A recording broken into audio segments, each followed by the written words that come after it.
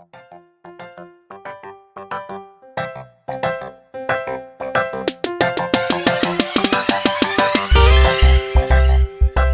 my book-loving sisters and brothers, and welcome to this month's episode of Getting Lit, a monthly podcast dedicated to highlighting all the diverse lit coming out for the month.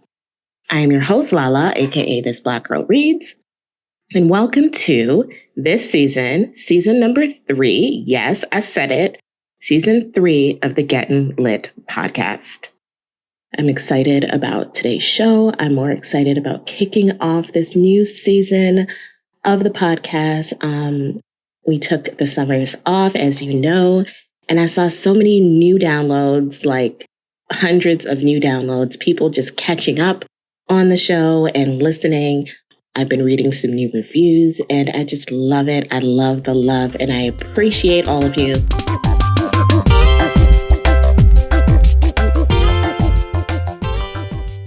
So hello to all of our new listeners that found us over the summer. Yes. Also this month, we kicked off a new season of the This Black Girl Reads book club, and I am terribly excited about that. If you don't know about the This Black Girl Reads book club, I will leave the link in the description so you guys can catch up. What we do is every month we choose a book by a BIPOC author, and we discuss it at the last Friday of every month. This month, we are reading and discussing Sankofa by Chibundu Onuzo. And if you know any, I won't go into the details of the book, but you can find out all that information at thisblackgirlreads.ca or check out the link in the description. On today's show, we'll discuss a book that takes us back to the toils of segregation in the South, a romance that includes tons of wine, a story of 2 children stuck in the attic, decades apart, another beautiful romance draped in Nigerian culture, and a scary retelling of Carrie with a Black girl twist. So now, let's get lit. So the first book on our list today is The 2 Lives of Sarah by Catherine Adele West. And so the year in this one is 1960, and we are in Memphis, Tennessee, and a young girl who is the main character, her name is Sarah. She arrives at this boarding house and she's very pregnant, and we soon learn that she is kind of fleeing her home in Chicago because of something major that happened that she's trying to get like a fresh start from for her and her unborn child. So yes, so she's at this boarding house. She's welcomed into this boarding house by the woman who runs it, and her name is Mama Sugar. And Mama Sugar welcomes her in and kind of takes her under her wing, begins to kind of be that mom kind of figure. So Sarah comes into the house and she begins to work within the house and to really prove herself as a indispensable kind of worker.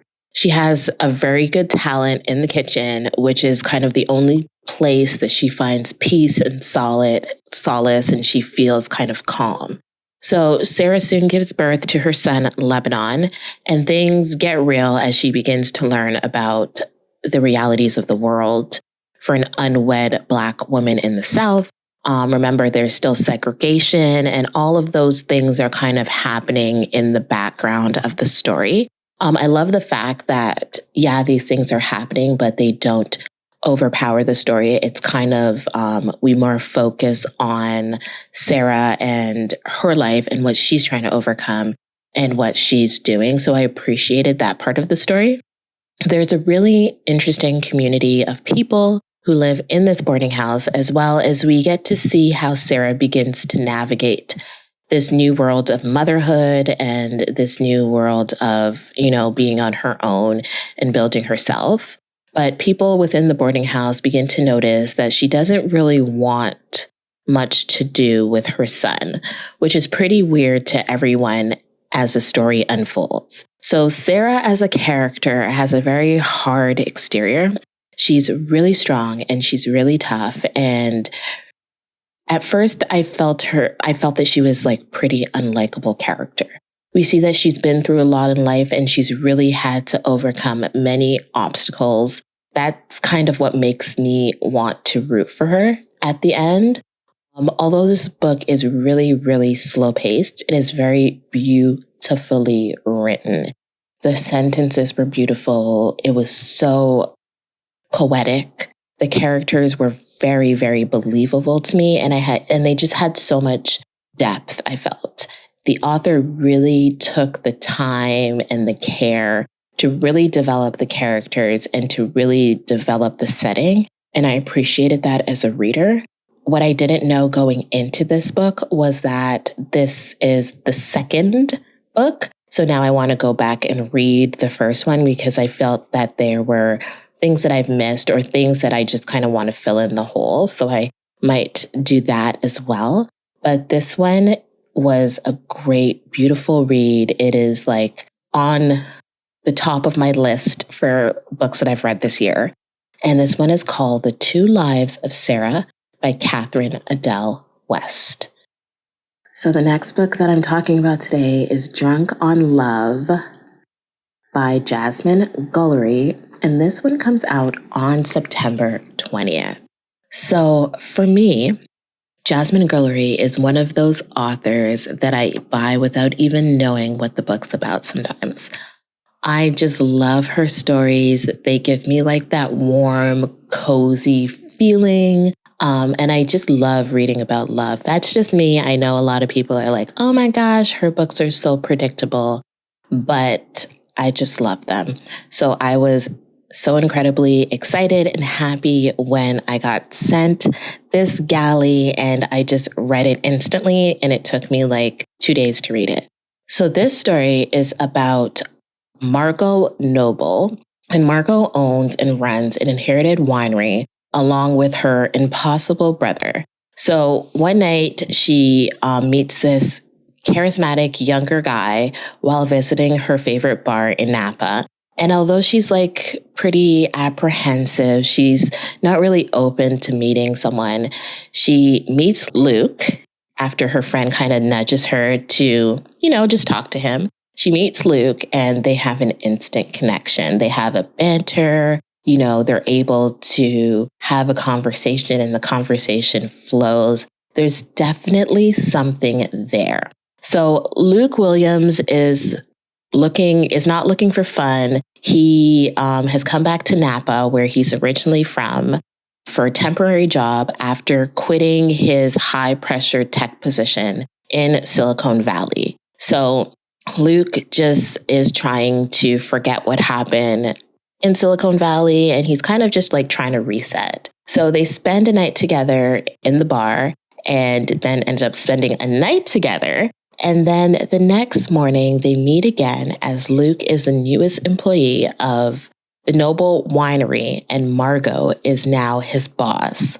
So yes, so it gets juicy. So we know that workplace romances can be complicated, so they decide not to pursue anything since she's his boss, but we get to watch as they try to deny their chemistry and keep it professional. I loved their sexual tension in this book, as well as like the beautiful and tender moments. Margot was feisty and Luke's character was very, sexy and lovable, and I find them just to be such a great pair.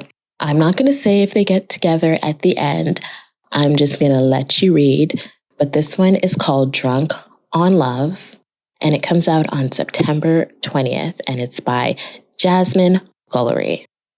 So the next book on our list is The Attic Child by Lola Jai. Sorry if I get that wrong. And it comes out on September 6th. So this book is everything, okay? So 2 children are trapped in like the same attic, a century apart, and they both have a secret. So Dikembe Caleb is the youngest in his family, and to give him what he feels would be a better life, his mom lets him be taken away to be educated.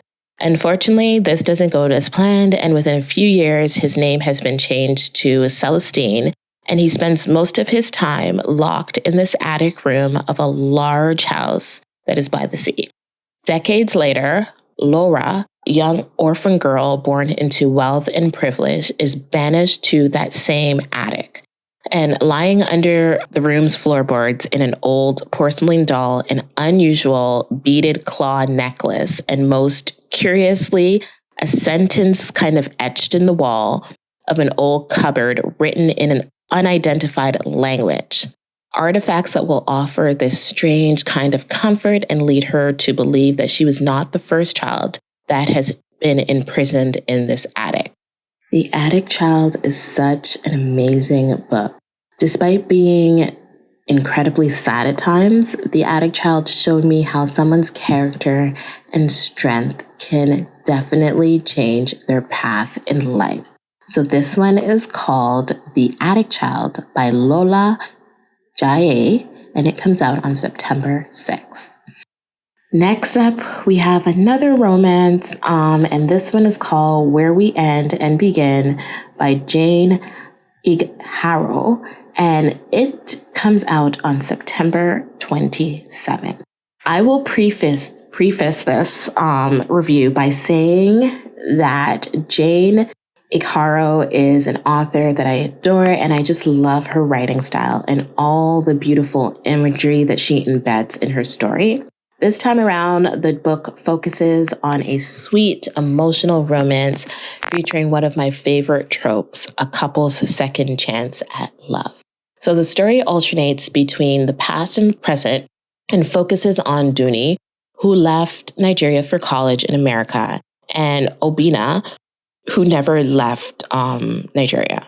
So flash forward 12 years later, and Duni has gone home to Nigeria for her best friend Tiwa's wedding. And Duni has not come home since going abroad for school and has not seen Ubina since leaving, although they both made this vow to be together forever. When the two happen to run into each other for the first time in years, they immediately realize their feelings for each other have never gone away. So begins this second chance at romance about what ifs and why, and also the discovery of secrets that have been hidden for years. I'm always here for romance, especially when embedded with Nigerian culture. As always, I love the color and the culture, and although all the characters were flawed, I still found myself rooting for them. This one is called Where We End and Begin by Jane Igharo, and it comes out on September 27th. So this book is the one we've all been waiting for, the next book. And I was like, okay, should I talk about this book? Should I not talk about this book? Everybody's talking about this book. But I'm like, you know what? I read it. I loved it. I'm going to talk about it. So this one is called The Weight of Blood by Tiffany Jackson, and it comes out on September 6th. So Tiffany Jackson is another author that I automatically buy. So when I saw this book was coming out, I was just here for it. But before I even get into the book, let's have a moment for the cover. Like, you need to immediately go and look at the cover of this book. It is just stunning. So this book is definitely a Carrie retelling, but with the added layer of racially motivated storyline. So Maddie Washington is an outcast with telekinesis in a small, predominantly white conservative town that faces religious and racially motivated abuse from her single father. She's biracial, and the biracial teen has been raised to hide her Black parentage for her entire life, straightening her hair and actively avoiding acknowledging any part of her Black self. And she's kind of had to keep it to herself. So Maddie is very much an outcast in her own town and in her own school. Then one day she gets caught in the rain during gym class, and the bullying takes on a new life. And that's where the story begins. This all leads up to the town's first multicultural kind of integrated prom. And this prom ends up turning deadly. So that's all I will say. And if you're into supernatural, kind of sci-fi, suspense, then this book is for you. This one was hard to put down. It has tons of suspense. I love that Maddie took charge and rage, even though it was tragic for others. And like, I appreciated this book so much. So this one is called The Weight of Blood by Tiffany Jackson, and it comes out on September 6th. And that is it for our show today. There's so many like lit books coming out in September. These are just a few that I've chosen. But if you want to see all of the books coming out in September that you should add to your list, please check out my list at thisblackgirlreads.ca. And that is it for your show. Thank you to everyone who has listened. Be sure to let me know what you guys are reading, if you're picking up any of these books that we've recommended.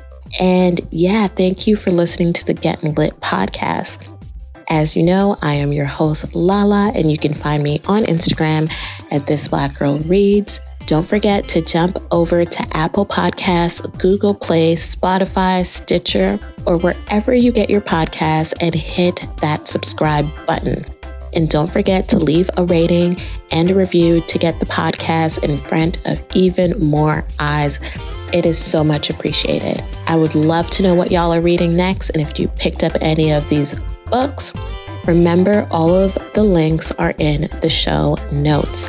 Thanks for getting lit with me today. And remember, if you're reading what everyone else is reading, then you'll probably think the way everyone else is thinking.